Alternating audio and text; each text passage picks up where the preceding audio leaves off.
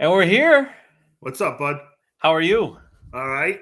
You actually took a 4-day weekend. I know we were joking about it offline, but you actually took off Friday. You left early on Wednesday. Left early on Wednesday. So you Yeah, you come back in December and now you want to close 25 loans for the month. I don't know let's what get I'm it going to do. done. One, two, three, done. No, it was great. I mean, I almost feel like we all deserve a 4-day weekend. Yeah, definitely the batteries recharged, ready to go.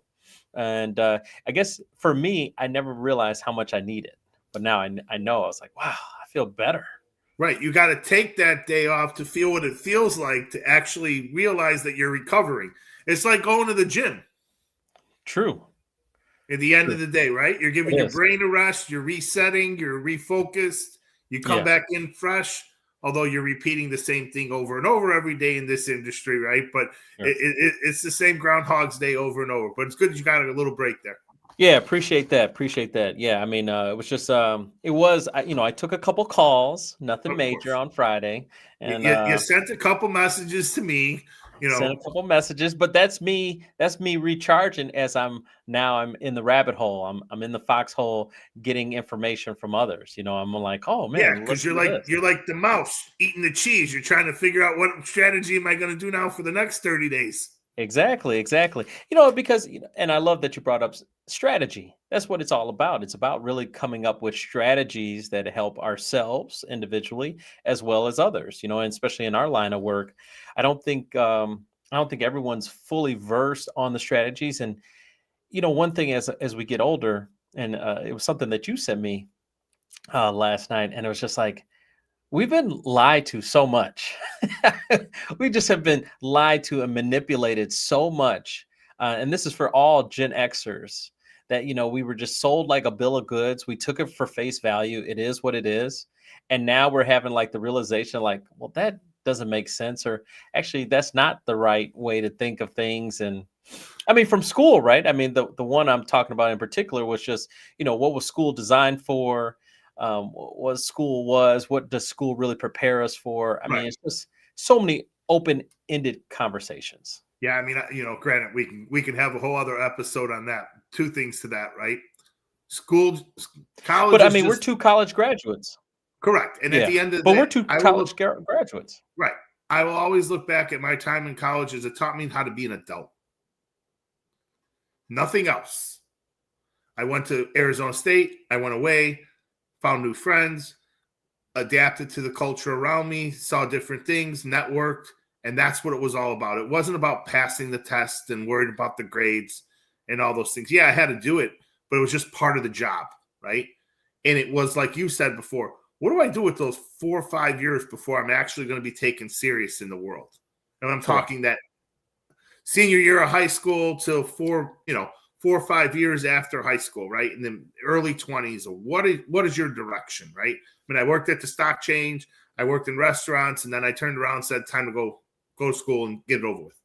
And the other thing, you do a real good thing come around the 7th or 8th of every month as part of your strategy is you just look and focus what's in the pipeline to make sure it closes by the end of the month. And sometimes you have to kind of break that stuff away.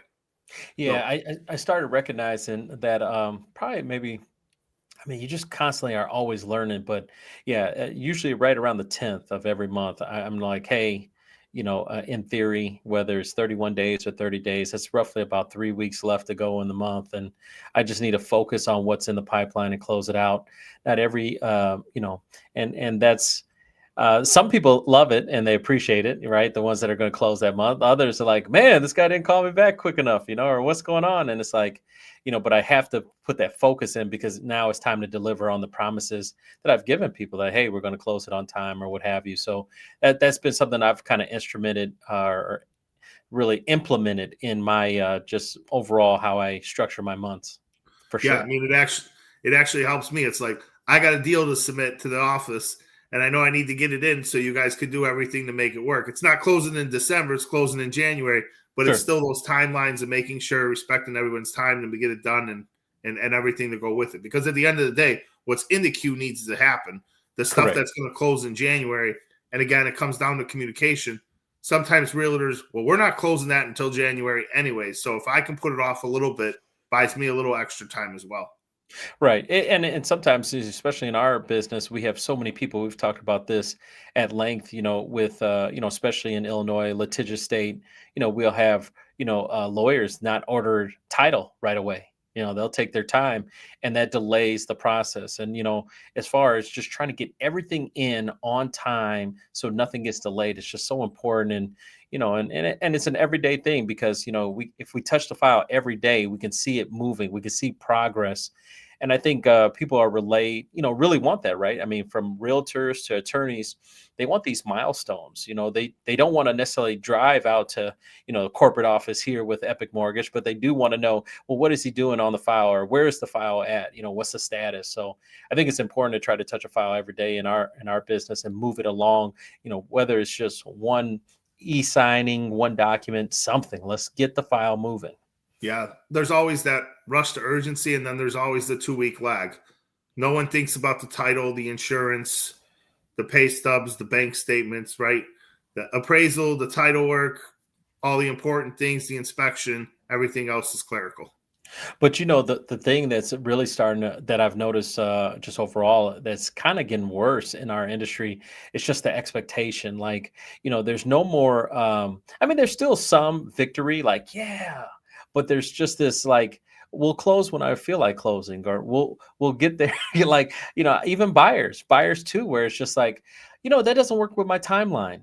I have to work, or I don't want to take time off. And I used to, I'm just like floored by that. I came from a day and age where, man, if they said you were clear to close, you were running. You're closing, right? Yeah. And if you had to take a day off, we're talking the days, 2 hours, right? Clear to close. Yes. Hey, I'm going to send someone out to your house for dinner at 5:00. Yes. Can you be home at 4:30 to sign these documents? Correct. And by high or hell water, you made it happen. But now everyone's kind of like, whether they've been through the process before, whether it was 5 years ago, 10 years ago, or if they've heard it, oh, well, that doesn't really work with my schedule. Can we set it up for a different time? And I'm like, I was like, wow. I mean, but that's the world that we live in now. People want, availability, affordability, and everything has to be on their watch clock, everything on their timeline. So it is interesting. I mean, but as we move forward into 26, I mean, I can't believe it's the last month of the year, man. I mean, I love that December 1st is on a Monday. That's kind of the thing that I do like. But hold on, let me look at the calendar. I like that December 31st is on Wednesday. Okay. Hey, one thing to the audience to know is, and I'll remind people as we get closer, we will be off the last week of the year. We will be off the last week of the year. So we'll run it until Christmas Eve, and then we're going to shut it down for the rest of the year. And then we'll be back better than ever for next year. So Dante's going to dress up as Santa Claus? We are definitely not dressing up as Santa Claus. We are not doing that. But yeah, no, we'll maybe I'll put a hat on or something. I don't know. We'll see. But Christmas Eve will be the last live streaming show that we'll do this year, and then we'll get ready to go for next year. But appreciate everyone that's been on this ride with us. We started way back in August. It's been some work. It's not as easy as it may look or seem. I mean, you got to put some work into this, but appreciate everyone chiming in and giving their questions. Please continue to do that. If you have questions or comments about real estate, mortgages, please just put it right in the chat. We'll get to you. And what are you thinking, Vince? Just to finish out the year, are you already done mentally for 25? You know me on this one with everything else that's going on. I mean, this is fun. Everything else is work. You put a lot of work into this. We're in episode 61. You're the guy giving me the outline every day of what we're supposed to talk about. Whether we talk about doesn't matter. Obviously, I enjoy doing it with you. It's fun. It's educational for me, learning how to do some of this stuff, even though you're never going to put me in charge of running the show one day. So we don't have to worry about any of that. I like, obviously, coming in every once in a while for the month of December, it being every Monday. I think adding Jess to the show brings a different avenue of another person, another voice. When we originally started doing this, it was, I wanted kind of a town hall meetings type of deal, and maybe we're going to look to work to do that, but we're going to need our audience support for a goal for 2026 is, audience participation, what we really intended to do with this, and it's gone a different direction, was to use your buyers to bring questions to the table for you as a realtor, or for them as a first-time home buyer, or downsizing or upsizing, asking questions in a non-sales environment, just to get an open area of answers and communication from everyone involved in the show. So, whether we call that what we plan on doing, what we'll try and do, I know you're on a good routine here. We're bringing an expert in from a different field, or someone else, not just mortgage, whether it's title, law, builders, whichever. And whether you continue to make it 3 days a week or 4 days a week, that's on you for 2026. But we know that you won't stop the hustle. So it'll probably be 4 days a week somewhere along the line again. No, I like the rhythm that we're in right now. 3 days a week sounds good. We start off the week with us, and then hopefully you guys finish off the week. It gives us some time away where we can talk about what we've learned. Obviously, the mortgage space and real estate, for that matter, has been kind of quiet. It's been a lot of speculation, but nothing, really fruitful per se, because we had the government shutdown. So, that was one of the big things that kind of, I wouldn't say deterred us, but it definitely, just slowed down some of the mortgage news that we could get into. We've talked more speculations on portable mortgages, 50-year mortgages, and that has been good banter. We've brought in, specialists like Nancy King, who talked about Cook County, real estate taxes. We did have we've had some technology issues that we had to overcome. We've talked with, the home decorator. That was pretty interesting. The general contractor. We brought in Ari Rastegar, the guy down in Austin, Texas, basically building out Dallas, and he got what he wanted, with New York, discovering that new mayor. Yeah. And so he's anticipating that a lot of migration will be going to the Dallas Fort Worth area, and so he might actually hit the goal pot again. So I mean, this guy it might be 2 for 2. And it's going to make some serious coin. So we've had others, we've had insurance agents and so on and so on. So we want to keep that up. I think overall variety is good. Having people come on and, ask, and the audience ask questions. The questions have been amazing.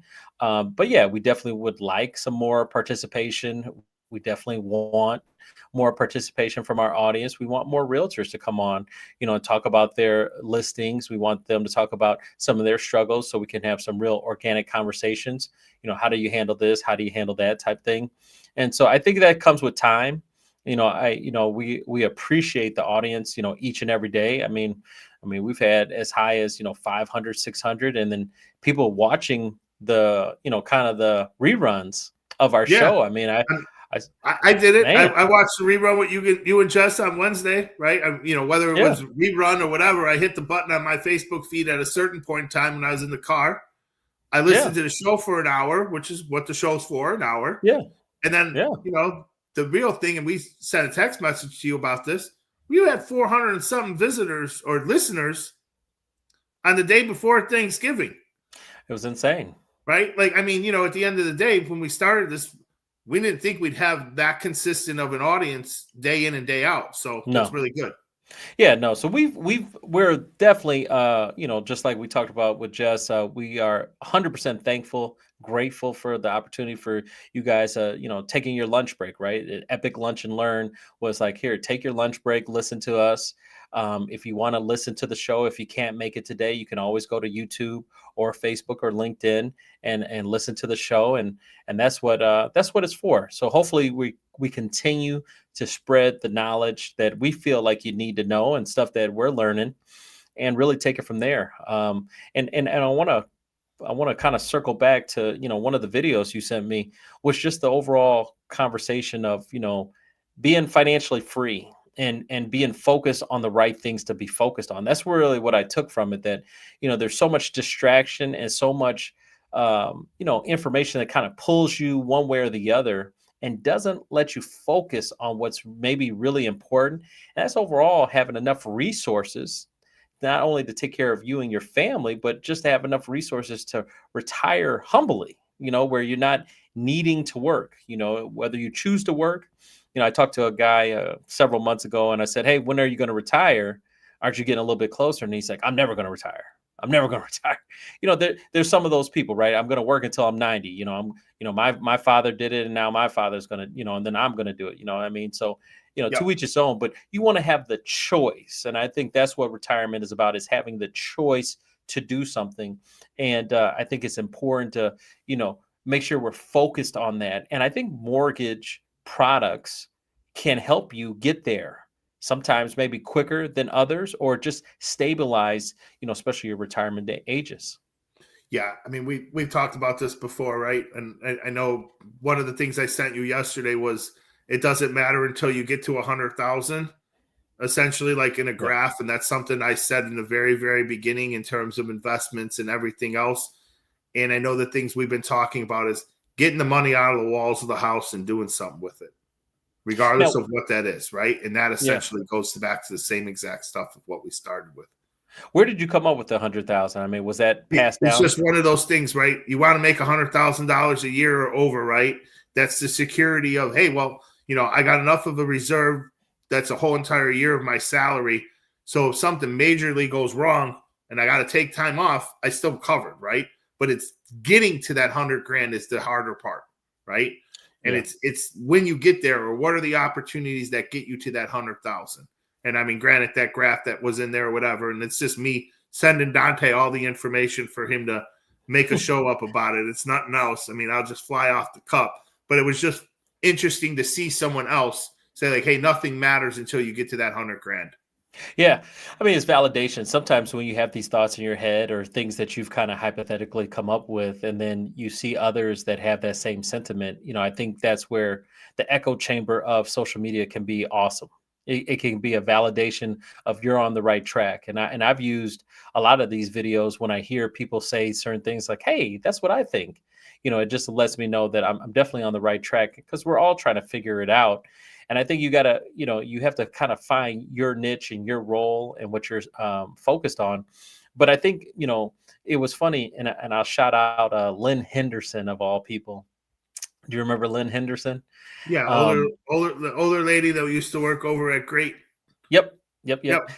So I'm talking to her one day, and we talked about money, and she's like, "What is your goal?" And I said, "I want to make $100,000." At the point, I had never made it before, and I was like, "I want to make $100,000," and she said, "Gross or net?" And in my head, I was like, "Gross, of course, gross." Right. I mean, because that's the thing. And she's like, "Why don't you focus on net?" And I always remember that to this day, because I was so appreciative of someone like challenging me, like, "Well, who cares? Well, gross. I mean, the tax is going to do what they do. Net." And I was like, "Wow, that's a new challenge I never heard anyone push on." And Yep. and to the same point, you're taking me to a whole $100,000. How do I save that money? How do I accumulate that money? What's the best way to do it? So I love these ideas that, it's just stuff that wasn't in my head, and now it is. Yeah. To, What to Lynn's point, she was telling you, Dante, you need to make 135,000. You live in Illinois.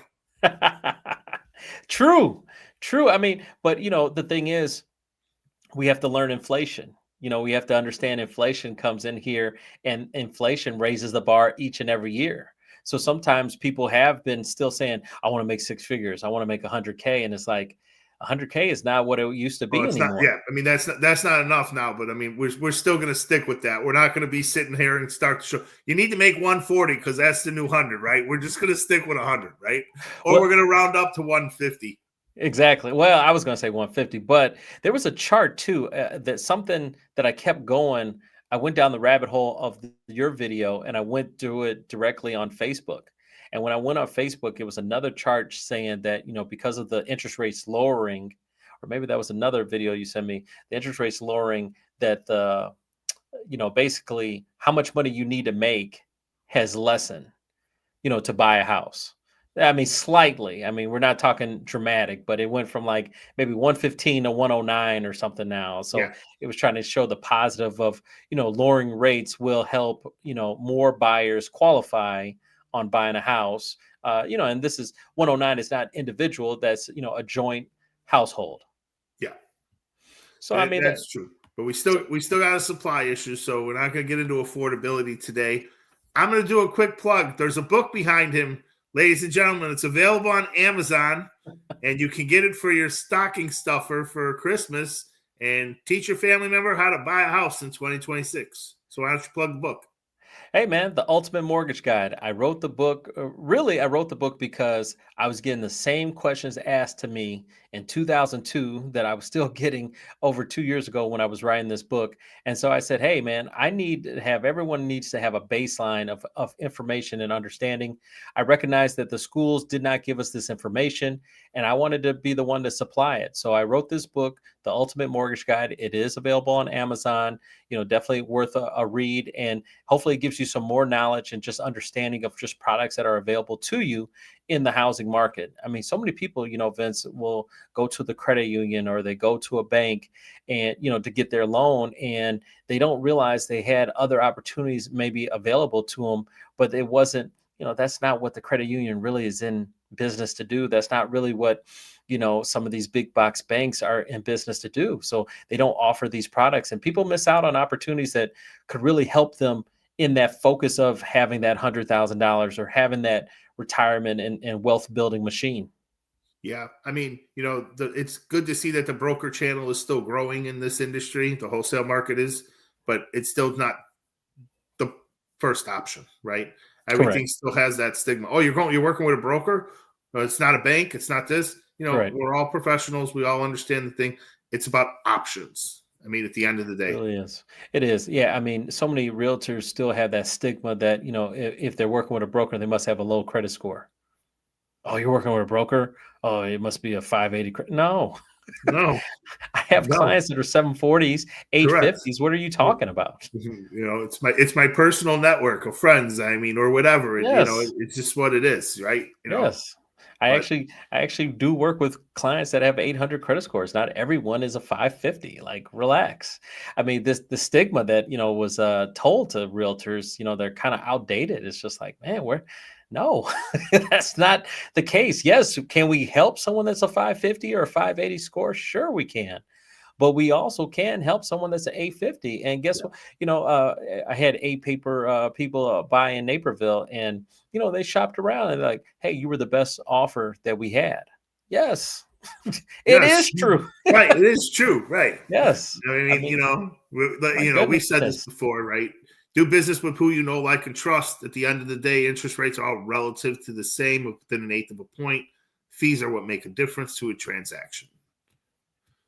You know, to me, getting into a house to Yeah. me is always about the lowest cost to get into the property initially. That's just my take.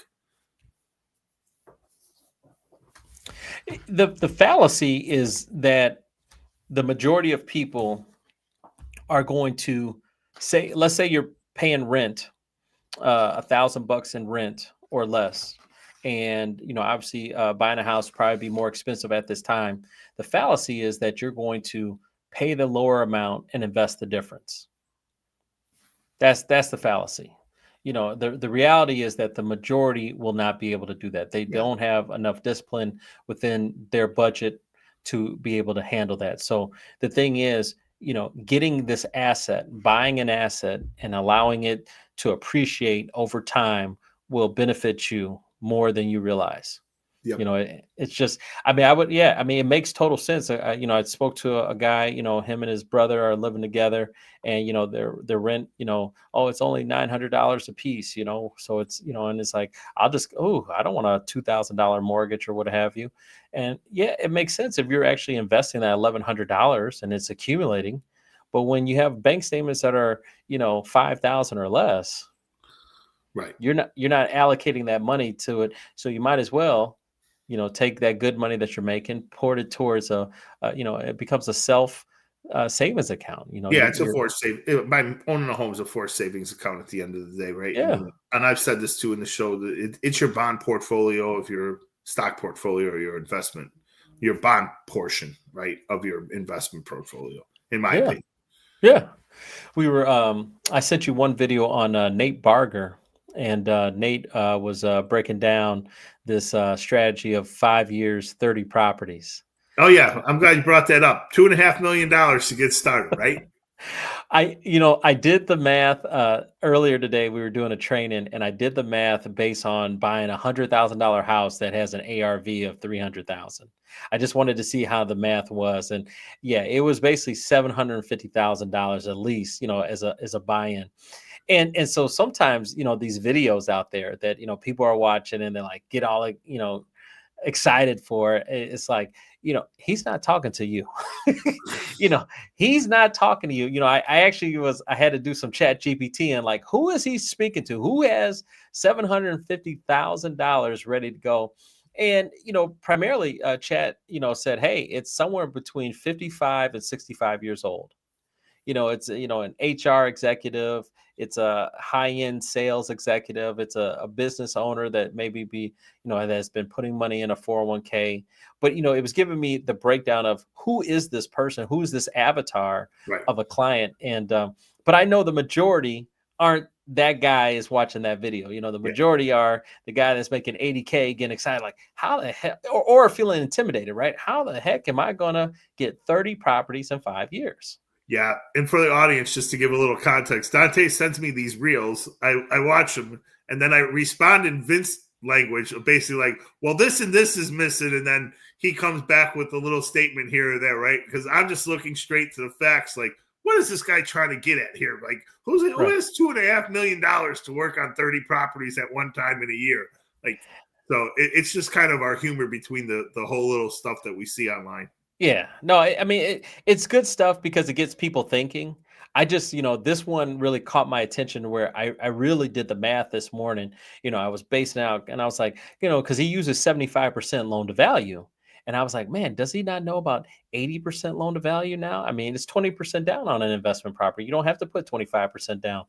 And so I was literally breaking it down from year to year. And so it was interesting to kind of go through it. But yeah, I mean, you would have to have at least a portfolio of 750 to a million to even fathom. And I even started at the third year where you start doing the cash out refinance Right, to out of the pull younger out. ones and pull the money back and gain a little Correct. appreciation and everything else. I mean, in the grand scheme of things, don't get me wrong, he was totally right with the standpoint of the appreciation's there in a couple of years later and whatever, 5 years down the line, you pull your money back and you're even. Again, we've continued to say this: house values have gone nowhere but up. At a Correct. certain point in time, that cannot be the standard language when you're doing investment properties and looking at these numbers. They can't continue this way. Yeah, I mean, there has to be a flat line, and I appreciate his candor about cash flow. And I'll attribute it to we have a local real estate investor, multimillionaire, doing very well, Andrew Holmes. Andrew Holmes is around here, and he talks about 257. And he says, you need to buy 5 properties in 2 years, and then within 7 years pay them off. And that's where you develop cash flow. And but you do have to be careful because cash flow, like whether it's 400, $500, that's going to get eaten up with just repairs, roof repairs, Ex- HVAC stuff, Yeah. painting.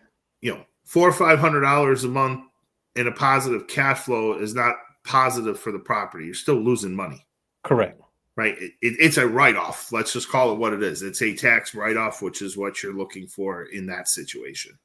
And you have to, basically decide to yourself, is it worth it? Is it Right. worth it to take the risk as far as your credit, as far as the down payment, the money that you've put into the property? Is it worth it for the ultimately you hope the greater good? But I think also too what's important to note, because what's funny is Barger, who's out in Ohio, Cleveland, Ohio, and then you got Andrew who's in Illinois. They both talk about Barger says 6 homes in 2 years, and Andrew saying 5 homes in 2 years. So it is about a multitude of properties. You really, stage one is obviously getting your primary home. But if you're going to go down the real estate path, your mindset has to be multiple, not just another one, but how do I get 5 and 6 and 7? Even Grant Cardone. I was just going to go there. Our guy Grant is kind of the same, but he's different. He's saying, go get your investment first. Don't worry about your primary first, Correct. right?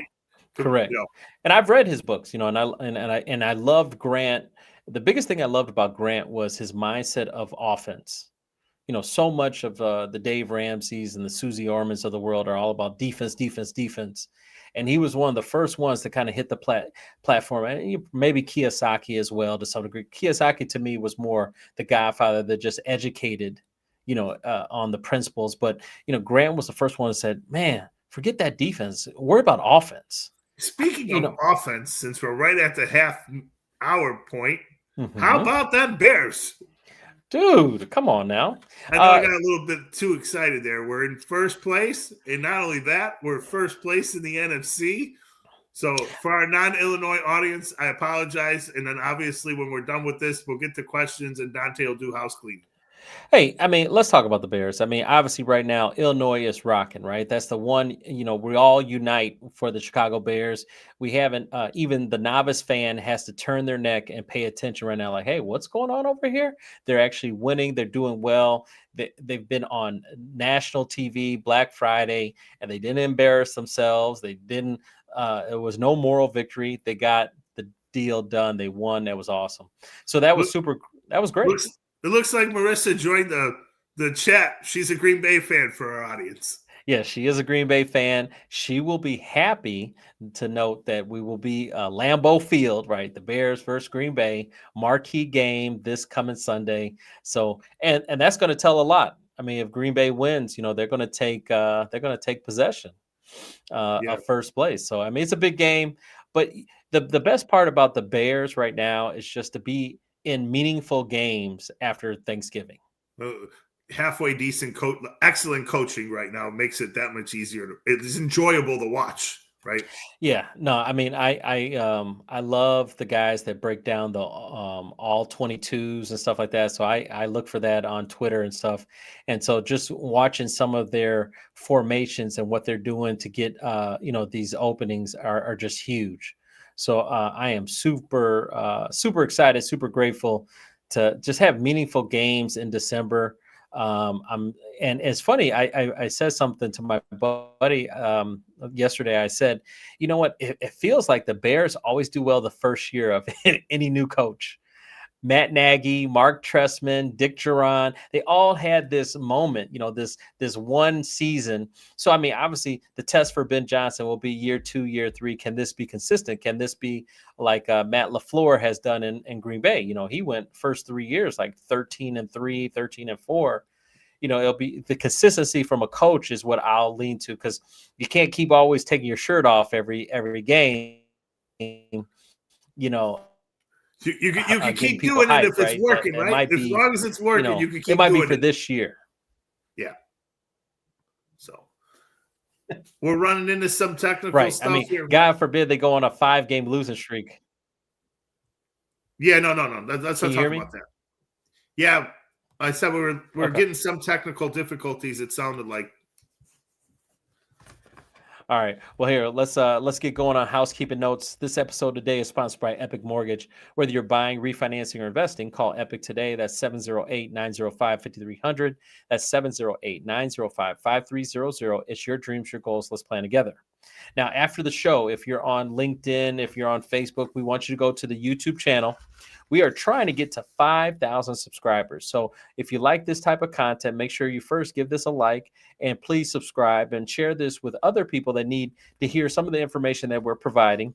And then after the show, I want you to check out our latest Epic Spotlight podcast with Audrey Earhart. Audrey is the Practice 42 CEO. I want you to discover tangible strategies for scaling your law firm, eliminating chaos, and building an unstoppable team, even in a virtual world. Audrey shares her inspirational journey, the best kept secrets for firm profitability, essential estate planning tips, and the latest crucial legal industry updates. Whether you're a law firm owner, business leader, or seeking fresh leadership insights, don't miss this extraordinary episode packed with actionable guidance, motivational stories, and the keys to transformative success in law, life, and business. I really had fun with Audrey. She is a lot of energy. So you'll notice that right away, she brought a lot of energy. So it was really cool. So appreciate you guys checking that one out. And we do have some preferred listings. So some preferred listings that we do have 6832 South Bishop. It's a 2-unit building. It's going for $240,000. contact L'Oreal Flowers, 312-774-4230. We have 5533 South Menard, Chicago, Illinois. It's going for $369,980. It's a 3-bed, 2-bath.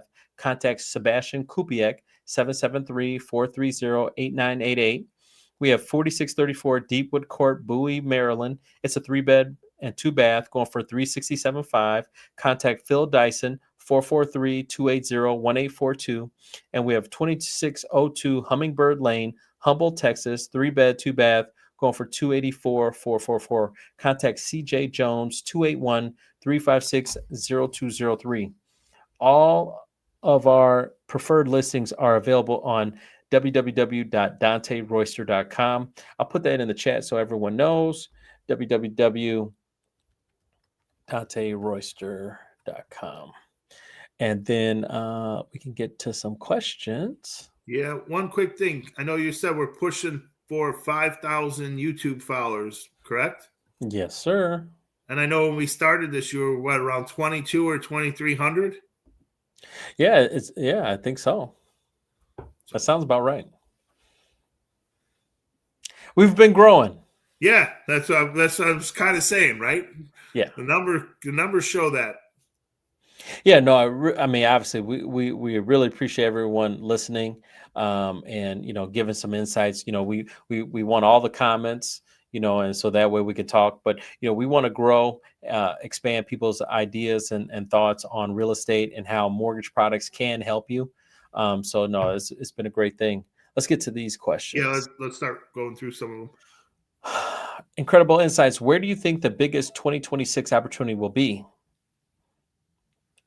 What do you think, Vince? Well, I was going to say, you want to hit that first? I mean, for me, if I say that, I mean, it's still going to be the same exact. I don't see any real big push of any change in the marketplace. I mean, I think transactions will increase, but I don't really see any substantial gains. I think this is the status quo, even going into 26. We're not going to get the rate cuts that we're talking about until the middle of the year, which puts us in the summer, and everyone's kind of already real estate checked out. I see a little bit more inventory, of course, but the rates have to go down a little bit. And I don't think they're going to go down enough that person makes that change. So I really don't see any area that's going to be a bigger opportunity than kind of what you kind of have currently going on. There's no niche coming. Yeah, I mean, we have roughly in our space about 7 different avatars, of people that we can help, from a refinance of a rate and term, refinance of a cash out. These are just generic, type of customers that we deal with. And I think the opportunity is when rates drop. So when rates drop, that will increase refinances. And for our industry, right, some people, that's all they do is just refinances. They didn't really get themselves involved in purchases whatsoever. So it's been a tough, 3 years for some that, they've had to do more purchases than that they're even accustomed to doing. So I think from our industry level, just lowering the rates will not only increase purchases, right? More people will qualify, but it will open up the door for refinancing opportunity. We're already seeing people take advantage of refinancing opportunities right now. We're already seeing people moving forward with trying to lower their rate. For a good 2.5 years, people were basically 7.5, 7.25, Right. high 6s. So, people are already moving for 6.25, 6%, 5.875, that's out there. So yep, those that bought in 23 and 24 probably have an opportunity to refi. Again, it has to make financial sense. Yeah. For those still sitting in the low 4% or wherever, and they're in their home, going into 2026, we're 4 years then from 2022, right? And we're getting closer and closer to that 6-7 year point where, regardless of what you want to do, life changes cause you to sell your home. So Correct. We're kind of cycling through this, but it's another 48 months out. 24 months out before we really see an equal in the marketplace. Yeah, I think that was actually one of the other videos you gave me where the guy was very optimistic on realtors and just, the mortgage industry and as a whole, right? If you stay in the game long enough, there's going to be the transfer of wealth, right? We're going to have baby boomers, basically selling their houses off. or we're Gen Xers as you and I are going to inherit all this properties and blah blah blah. So I think I don't think there's a new niche. I think No. it's just I think we'll see the lower of the rates probably in the summertime Q3, and that'll take us into Q1 of 27. Yeah. All right. Kathy, what's the biggest misconception people have about the 2025 to 26 transition? I would say the misconception is that 2026 starts January 1st. Yeah. There's a level, and that's why I was kind of teasing Vince just to see what he would say. But what are you going to do in December? I believe I believe now. I'm just a finish strong type of guy. So my thought process is I'm going to run all the way to the finish line until the holiday seasons. I'll take a little bit of a break at the end of this month, and then we'll get things revved up and going for January. But I just believe we're going to be here Monday through Wednesday, talking to you guys, answering your questions, being here for you, and we're going to work. We're going to work this month. Yeah. Even though it's cold outside, man. Jeez. Yeah. Let's not talk about the 7 inches of snow we got on Saturday. But with that being said, and even if you're not super busy, and if you're a realtor or a loan officer, the month of December I look at it as take a break. Dante looks at it, push the pedal until you hit the wall. Let's finish the year strong. And there's good faith to either one of those scenarios. But reach out to your past clients and prep them for the calls of maybe what 2026 looks like. And not even from a sales standpoint, just see what their goal is for 2026. It's a time to say thank you to them, appreciate the business, and just kind of look at what their projections are or what they're looking for. And, trying to use a mortgage MBS highway thing, find that strike price of what interest rate that will make them make that jump and refi. Yeah, I think that's important, and something I'm trying to do a little bit more of, and then just keep track of that stuff as well. I've already gotten, just better ideas of just where everybody is. All right, next one is Jim. What's the number one signal that the 26 market shift has officially begun? The Monday after the Super Bowl. And I say that not as a Bears fan. I say that from the standpoint of let's see what listings look like. Let's see how many listings hit the market in February compared to what February was of last year, and see where price points are. If it wasn't for epic monologues that we do on Fridays, I would never even known that, pseudo real estate market starts after Super Bowl. I never knew that. That's never come across my lane. But I was doing the research on my monologue that I did right around the Super Bowl, and I was like, oh, this is the beginning of the real estate market for the new year. So I hope that's with the parade down State Street. So it'll be the Chicago Bears. Man, that's why I said the narrative has changed, right? I mean, we went from, hey, can we just make the playoffs, to now you're like, what are we doing? Like, if we're manhandling the Eagles, like, are we in the contention? Are we going to be there? Like, it's really interesting. Not that it's a sports show, but we went undefeated against the Eagles division this year. We beat Dallas, we beat Washington, we beat the Eagles, and we beat the Giants. So I don't really think it's that much, but we'll see what it is. We blanked out Pennsylvania. Pennsylvania got none. Pittsburgh and Philly. So that was got great. Like a whiteout. Yeah. Ariel, do you think high intent buyers will return faster than expected in 26? I would say yes. I mean, if they're high intent, then I would expect them to be ready to get going right away. We're trying to keep people really in the market now. I mean, to be honest with you, I mean, overall, I looked this up. I was doing my monologue that you guys will see on Friday, but 30 to 40% of buyers will sit out until March. Yeah. There's a 30 to 40% drop off of buyers in December and January. They just kind of like, oh, there you go. Never mind. Holiday season, let me stop. So it's a great opportunity right now for people to take advantage of the market. So if you're really high intent on wanting to do something, you really should stay in the market now and continue to look for opportunities. I'm seeing so many seller closing cost credits given out right now there's just tons of things that really to try to take advantage. If if you're ready to buy, you should buy now. Yeah, I mean, I want to follow that up. Why do you want to get into the market in March when everyone else wants to get in the market? You're 90 days away from March. I know it doesn't sound like much, but it's a different market today versus 90 days from now. Correct. All right, next one here. And the concessions work as a really big advantage if you know how to use them correctly. No doubt. What's the most overlooked opportunity in today's December market? Well, I think we touched a little bit on it just in the past question, but you got to keep moving. You got to keep pushing. Yeah, most overlooked opportunity in today's market. I mean, just real estate in general. I mean, real estate to some degree, just in the wintertime in general is on a discount, right? I mean, if someone's, trying to sell something right now, there's a reason why they're trying to sell and get rid of it. So you can take advantage. Like I say, seller credits is a great opportunity to reduce how much money you have to bring to the table. And we're seeing a lot of that right now. So if you're out there, we definitely want to get you pre-approved and help you out. So there's no doubt in taking a look at the market and seeing if there's something for you. If you're ready, I mean, you got to be ready. Obviously, you can't just I mean, you can't change the timing, right? We've said this. Everything's regardless. You're ready to buy a house. You're ready to buy a house. The only thing I would say to that other question is, don't be afraid to put an offer in. Got to put an offer in order to start negotiation. There you go.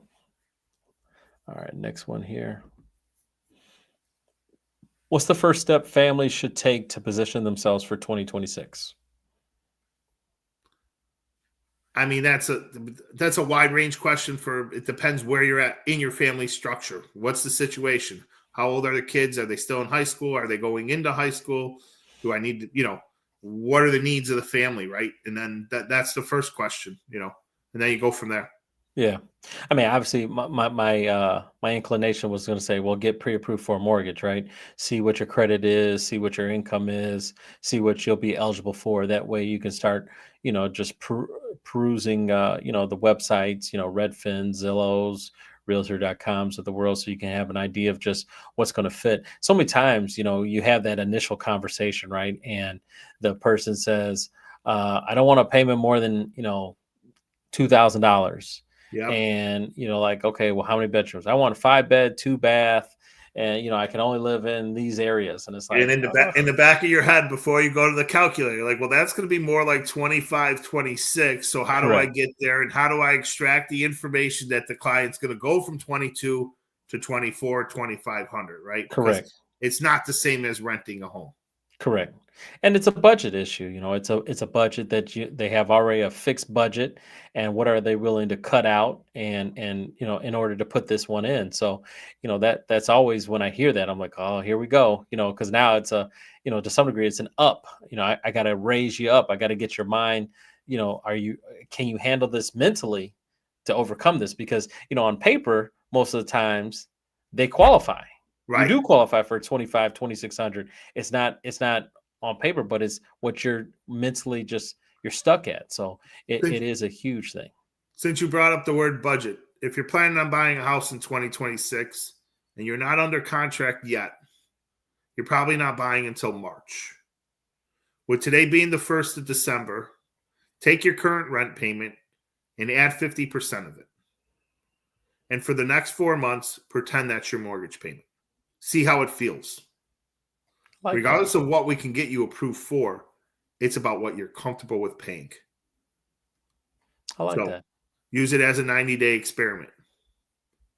So take your rent payment that you're paying now, divide it by 2, Well, add 50% to it. add 50%, and then so if I'm paying $1,800 now in rent, I got to add $900, and I got to get mentally used to paying 2,700.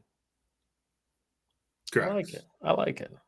I noticed too that just with calculating mortgage payments, it's when you're factoring PMI, insurance, taxes, it's hovering right around 10% of the purchase price, somewhere around there. Yeah. Somewhere in that 250 to 350 radius.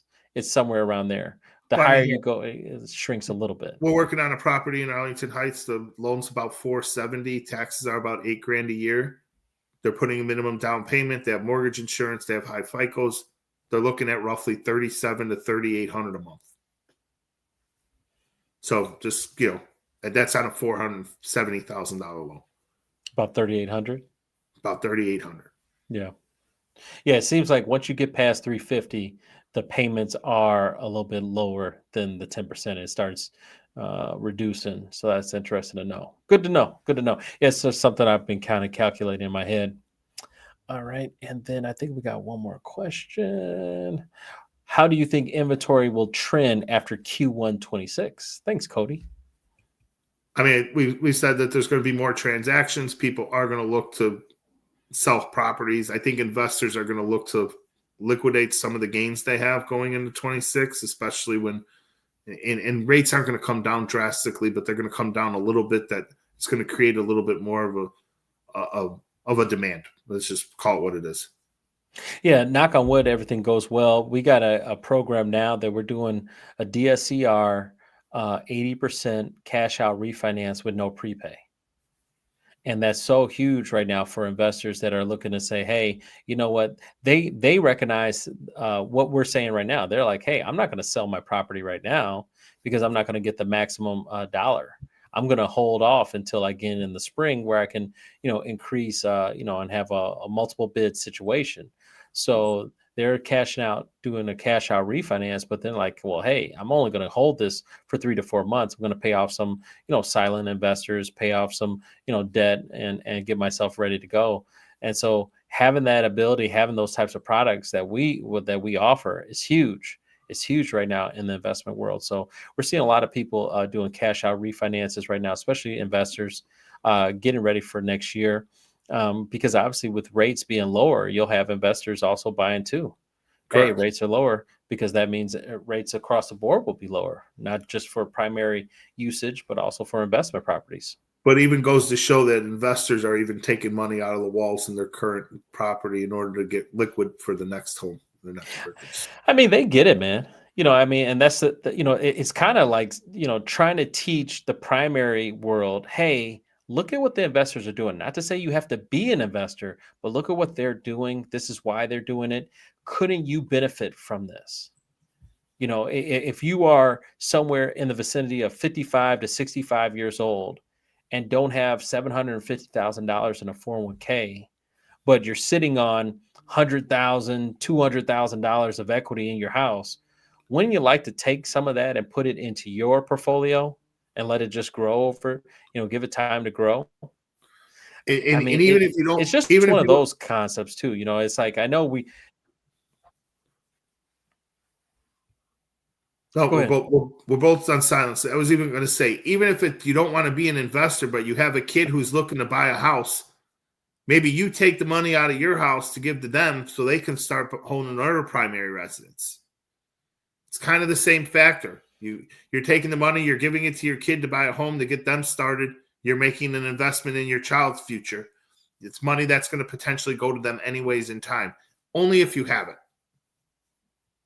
Yeah, I love. I finally bumped into someone that had that thought pattern that you do, where it's like, if your mother is going to be giving you money, upon her death, when you rather have the money now or wait until she passes away, and if everything works out, she may not pass away for another 20, 30 years. So the money but the money doesn't always grow. The money that she's earmarked for you, it may not just grow. So it might be the same $90,000 she was going to give you today. In 20 or 30 years, she's still going to give you the same $90,000. We need that money to grow. I mean, let's look at it, right? Let's assume you have a 25-year age gap with your parents. You're 40, they're 65. They're going to live 85. Let's just add 20 to each of these numbers. So now you're 65. I mean, you're done making investments. You're done taking chances. The growth is now to just maintain. But if you would have did that when you were 40 and they would have gave you that money when they were 65, now you just gained 30 years worth of growth on that money. Correct. It just doesn't make any sense not to do it. It's a very strong conversation to have with your parents and to get them to understand that and to see how it goes. Everyone has different opinions to that. Parents don't like to do it up front. They feel like they're losing control, but it's not losing control. It's just doing what's in the best interest to maintain that wealth. Yeah, I love that. Yeah, I mean, it's a powerful conversation. It's a tough conversation. It doesn't necessarily make sense conversation, right? I mean, there's a lot of stuff going on. Like, you want me to do what and who's going to pay for it? I'm a big fan of having leverage plays on investment properties. I'm not a huge fan per se on primary residences, unless you have to, right? If you have nothing else more than that, I think that's always the play. Can you convert? You bought your first home, congratulations. Now, can you work really hard to buy another property that you can move into and convert that into a primary? I think that's the play to make. Obviously, to me, that's the mindset. Well, yeah, I mean, you're in that mindset of never sell a home, just keep buying and add to the next one and convert it. Buy primary, convert it to an investment, wait the 2 years, convert it, buy, convert. But you have to make money. I mean, find something that you're good at doing. You have to generate the money, whether it's a new job, being self-employed, whatever have you. It's not easy, but I'd rather, now that we're strong, we still got the energy, still got the health, take on that burden on a cash flow basis, just to build up on assets. I mean, so that might be a way to go. I know, I have a client. That I'm thinking of right now where, she's still working hard, working, her 60 hours a week, but, over time she's bought up 2 more properties. So now she owns 3 properties, and all of them, let's say, I think one's worth 450. The other one is worth, probably, 2 are worth 300, to some degree. Now there's when you hit the point, right? Now you got $1 million worth of properties. There you go. Right? Let's say you're getting 400 a month in cash flow, and you've held them for a couple of years. Now you're in that equity gain position, right? Where it's working 2 ways. You're gaining the small cash flow per month. You're gaining the appreciation. You're gaining the write-offs from the W-2 job, but you're still working. Correct. And really that was, that's her mindset. Like, hey, I got these 3 properties, and when I'm ready to retire, I'm just going to sell them. Right. I'm going to sell them. Let's say they sell for 1.1, and mortgages on there at that point in time, maybe let's just call it $100,000 a piece, so 300,000. So I make $800,000, even if she has to pay capital gains. I'm so glad you went to the capital gains, because that's exactly what I wanted to hit on when you said she wanted to sell the 3 when she gets closer to retirement age. Yeah. She could sell the one, move into the next, live there for 2 years, sell the next, and avoid all the capital gains. Because you have to live in your primary home for 2 years within a 5-year period. Got it. So if the home she lives in is sold first, which then brings her down to 2 investment properties. Mm-hmm. Now she moves into one of those investment properties for 2 years. And then she sells that one and then moves into the next one. She's still stayed within each investment property, liquidated all the real estate portfolio within a 5-year period, and still used them all as her primary residence. Wow. I didn't know that part. Yeah. It's 2 years to the primary over a 5-year period. That's huge. I mean, but I was going to go a different route. I mean, but I mean, even if it was, I don't know, like, to me, taxes, I mean, you just showed because that's the savings, right? I mean, well, it's the savings, and she still needs a place to live, right? So you only need to do the move once to one of your own, and then, you still need a place to live. So.